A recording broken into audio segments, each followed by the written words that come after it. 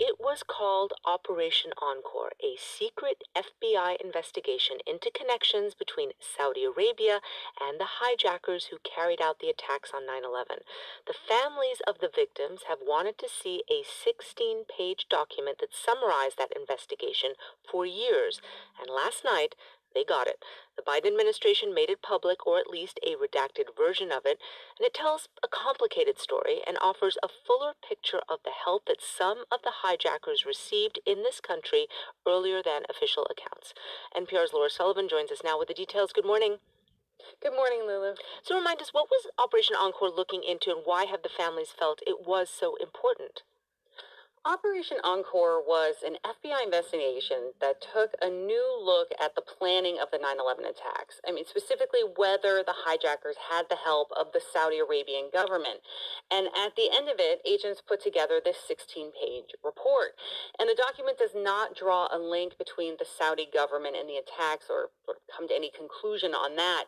But it does add some new details that change how we understand how the attacks took place. I mean, namely how 19 hijackers, most of whom were Saudi and did not speak English or had spent any time in the West, pulled it off without help. The most authoritative report on 9/11 is still the 9/11 Commission report published in 2004, which left many of these questions unanswered. So, how were these findings different in this new report? So, the 2004 report has these two main characters who are depicted in this almost sort of positive light. There's this one man, a Saudi government employee, who allegedly stumbled into this chance meeting with the hijackers in a restaurant. He's described as gregarious and almost pro American. This new report finds that that meeting was pre planned and orchestrated, and that he had multiple ties to extremists. He told a witness that the Islamic community was at jihad with the United States. And there's also this other man with Saudi diplomatic status in Los Angeles who comes across very different. The original investigation found no evidence that he provided any assistance. This new report found that he tasked an associate with helping hijackers. And it describes them, he described them as very significant people. And this is more than a year before the attacks. The new report also basically found both men were just one or two people away from others on what was basically like a phone tree of known international terrorists. Hanging over this, of course, is what the government of Saudi Arabia knew. Families are suing the government of Saudi Arabia. So, what has that government said about these allegations?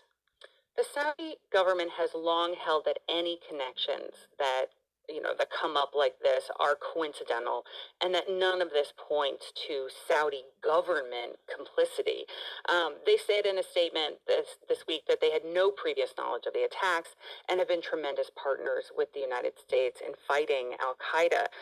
The victims' families believe that this report vindicates what they've been saying, which is not only that there were Saudi nationals with government status that helped the hijackers, but also that the U.S. government has had more information than it's acknowledged all along. Well, are there more documents still to be released?